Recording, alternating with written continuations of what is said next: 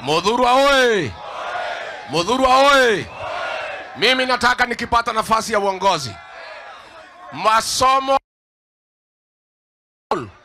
tulipewa na Mwai Kibaki nitaregesha ikuwe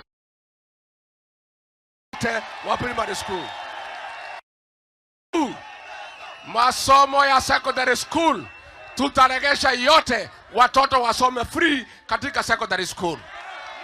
Number 3, mambo ya linda mama, wale akina mama wetu wakienda kujifungua wapate matibabu, si ndio?